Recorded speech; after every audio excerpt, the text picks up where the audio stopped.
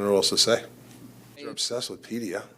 It's Petey, every game. Rick, just your thoughts on this one tonight. Obviously, another good comeback from your team, but falling short. Yeah, good push at the end, and obviously, the overtime goal. Yeah, I thought we pushed certain parts of the game.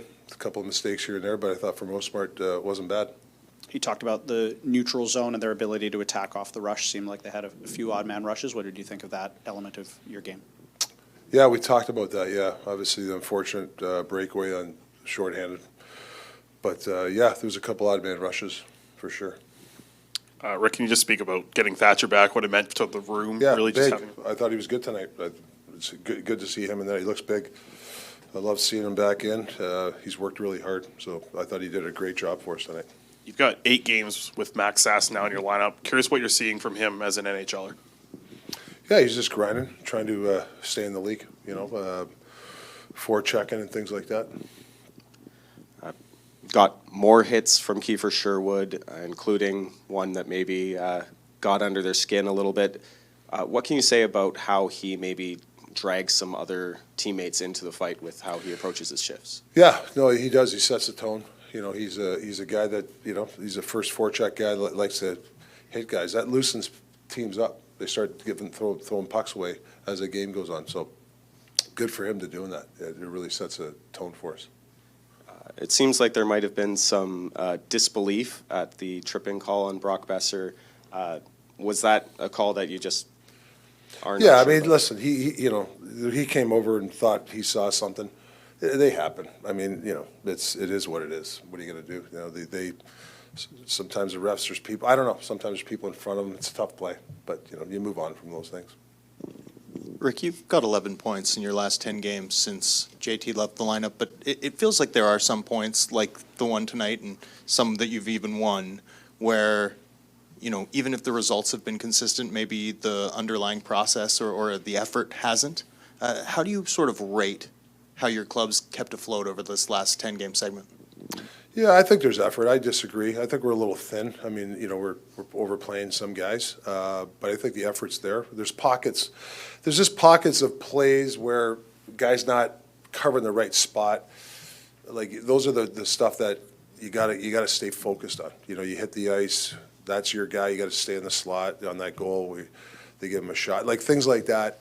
A little bit more frequent this year than last year, for whatever reason. So I think if we shorten up, tighten up on those little plays, the focus plays, we got to get some other guys obviously scoring. You can't rely on the same people, but for the most part, we're hanging in there. That's big to get 6-on-5. It was well set up, and Jake going under the bar was nice, and Petey, nice pass. That's a positive. Yep. What went well for your power play? A lot in terms of multiple players losing their sticks, but in terms of that pressure that your first unit was able to exert, leading to Parayko sort of putting it in. What do you like about a sequence like that from your PP1? Yeah, the good thing is when you got the other team tired, you don't make a stupid play, like a bad pass. So when we kind of worked it around, and then I love the fact that Petey threw it to the net. If you watch, the best guy in the league is Kucherov. Like, he is the best at that, right? And it's not lucky sometimes. He throws it there and it goes off Gensel, and that. I like when Petey does that because you got a tired team, you got 3 people at the net, throw it there.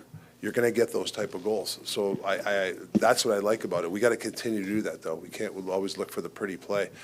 I don't even think that's fluky. I think it's whether it goes off breakaway. I think somebody was there, could have knocked it in. So anyways, yeah, I like that play. I think we got to do that more often, attacking and get the puck to the net.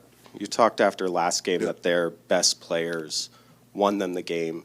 Tonight, you get the goal from Pettersson that you mentioned, the assist from Pettersson on the tying goal. Yeah. Is that what you like to see? Your best player stepping up in that situation? Yeah, there's moments in a game that you really need your guys to they got to produce or turn the tide. And that was a big goal, Petey getting us, and obviously the Jake goal. Yeah, those are big moments. You need those type of situations when the game's tight. Yeah. Overtime there, you're looking for hopefully a couple of moments here, but unfortunately, we took the wrong angle, and the guy made a hell of a goal. What can you say about Petey? You've been asked, but in with JT Miller due back soon, what can you say about the way Petey has elevated his game in JT's absence? Yeah, I mean, that's what you expect him to do, right? He's doing a good job producing. I don't know what else to say. You guys Tonight, are obsessed with Petey, yeah? It's Petey every game. Sorry. You get paid a lot. You're always going to be I part know, of the story. but every game, like, you guys are good at it. Like, you analyze the game. Why do I have to? I don't have, when I ask questions at TNT, I never always, hey, this player, that's just. We'll let you ask us the next It time. just gets. I love you guys, but it gets old. Like every time, Petey. Because you guys, I know you want to say the wrong thing. That's why. I'm not falling for that trap anymore. I got full of. Coach, But I'm joking. That is a legitimate question. He's producing. I'm screwing around with you. Like he's been producing that JT's been out. Hopefully with JT coming back, those guys will both produce like they did last year for us. So yeah, 1-2 punch. tonight we saw a little bit of a different defense core with Mark Friedman. So what Yeah. did you think of his game, and why did you make that change on the blue line?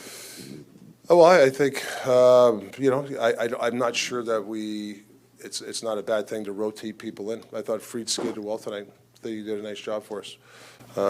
Like to see him get a few games here. I thought he did an okay job for us skating. He skated well. What do you think of Pedersen's faceoffs? What were they? That was good. Yeah, I mean, felt rusty for sure. Obviously, it's frustrating losing. I thought I could have played a couple goals differently. So, I mean, I'm sure that there's stuff that I can pull to, keep building. But obviously, it's frustrating right now. Just the leg and injury and stuff. Good. Yeah, it's good. Did it feel strange getting ready today? Yeah, a little bit. It kind of felt like a whirlwind of a day. Part of it is just trying to remember your routines and, I've talked about managing expectations and not putting too much weight on that first game back. But obviously, as the moment builds, you're excited to play and you want to perform. So, definitely a little bit of a weird day, just getting back into the rhythm of things. And, obviously, you have a couple more games here to keep building that up. How much of that is mental, going through all the routines and managing expectations, all of that? How much of that is a mental game? I think it's all of it. There's only so much you can do physically. I feel like I've done just about all that stuff. So, a part of the, getting back into it is just warming up the mentals again and, going through the mindset of a game day and getting ready to play. How fast were things moving? Fast. Yeah, for sure. I thought I felt better, as the game kind of went along. But yeah, it's just, the speed of things and, traffic in front of you is tough. And, those are all just in-game reads that I think will get sharper over time. Full stretch save in the third period on Holloway. Those are the plays that I'm sure you wanted to test yourself on. Just can you take us through that one? That one doesn't really have anything to do with the knee or anything. In that moment, you're just trying to make a save. So, luckily, I'm long enough to cover that side of the net on that one. You talked about putting your knee through hell. Was there a barrier to get to where you were confident, where you weren't even thinking about it anymore?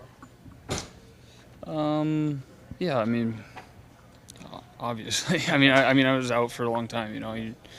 You have anxiety about things like that, and admittedly, there's a couple times during the game where I'm thinking about it a little bit, just to kind of work through those things, and again, that's just part of the mentality of a game day, and just building that confidence back up. Do you think this is the hardest game?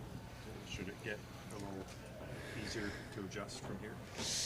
I can't speak to what these games upcoming will look like, but as far as like my reads and stuff goes, I'd like to think so. There's a couple things I thought I can clean up that shouldn't take too much time. Just different reads and different ideas positionally, things like that. So, like I said, I'm frustrated losing the game. I thought, I want to make a couple of those saves. So, there's some things I can build off. Did you bang your head on that first shift when you fell? Maybe a little bit. I don't know. It was a weird one. Yeah, I've never seen you just fall in the crease. Oh, I didn't fall. I just slip-footed. sure. Yeah. tell us Yep. which ones maybe you wanted to play differently? All 4 of them. Like to stop them all. Nice to finally have some black pads out on the ice there. That is the last thing I'm thinking about right now. Yeah. Cracker tastes like shit. Yeah, I mean, he didn't get, shot.